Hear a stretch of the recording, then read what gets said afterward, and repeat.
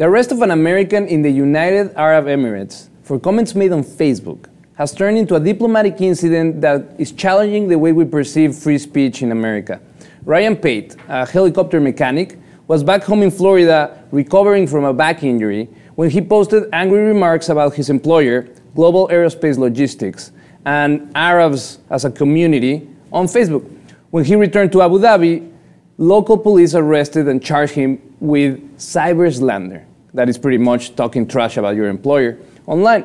Jillian Cardoza, his fiancée, said that he had to spend 11 days in prison before being released on bail, and he had to surrender his passport.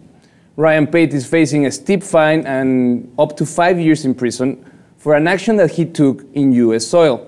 And I quote him saying, "I just couldn't register it in my head because as an American growing up in the United States, the First Amendment right is just ingrained in my brain. I never even entertained the fact that I would wind up in prison out here for something I put on Facebook in the United States."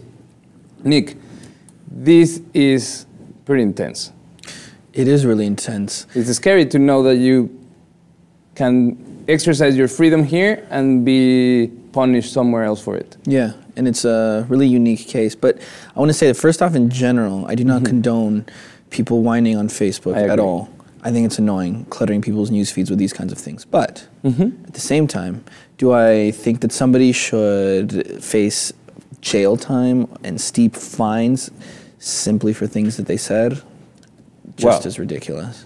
Let me give you a little context and the audience too of what happened. He was on his break here in the United States in Florida, and he was in argument with his employers about sick day leave because he had this injury. He wanted to stay longer in the U.S. and also there was a death in his family, so he was trying to stay longer here to take care of some personal businesses and get better. But they denied that permit, so he had to go back.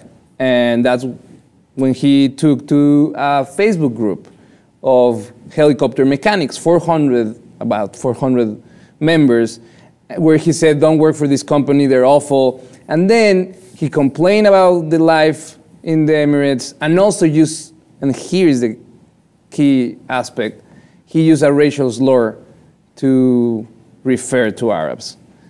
What happened next is that a fellow employee finds these remarks and he rats him to the company. See? Well, he got ratted out by a fellow helicopter pilot who's probably from the UAE, right? Well, he wouldn't have gotten tattled on, and they probably would have never found this if he didn't sound racist over these remarks. So I don't know. It seems to be a pretty complicated thing because you said he was mad because of injury and death in the family, and a lot of things came into play. But you need to keep in mind that he said that these laws were ingrained in his brain, the amendments. But it's like you go to a different place, you need to adjust to new rules, new culture, new everything, and stop complaining on Facebook. So David Jolly, that is Pate's representative in Congress, is lobbying for him. He's trying to get the charges dropped. And the argument that the Republican has is that he's facing trial for actions that were done legally in his home country.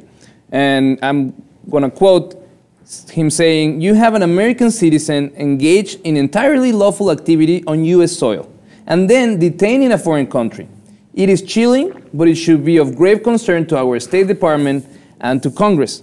There is proof, there's time stamps in the screenshots that he was in the U.S. while he did these comments." But I think that what is important is, although we have the freedom to choose to do these actions, to make these comments on Facebook, that does not take the responsibility away of the reaction in a different country. Actually, the specialists on experts in defamation law, they said that the way the law works is that the jurisdiction does not lie on where the actions were committed, but where the effects are felt. So, and obviously, if he's using racist terms, obviously it's going to be felt in the UAE. Exactly. And you know what?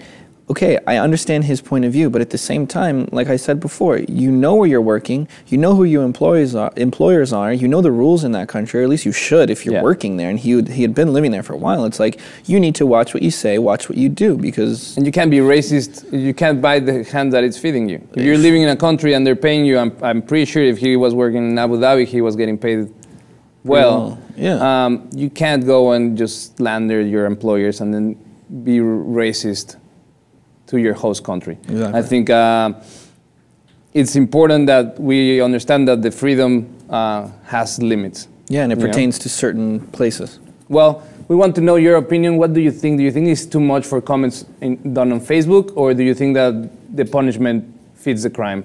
Let us know what you think, and if you haven't, subscribe to the Lip TV.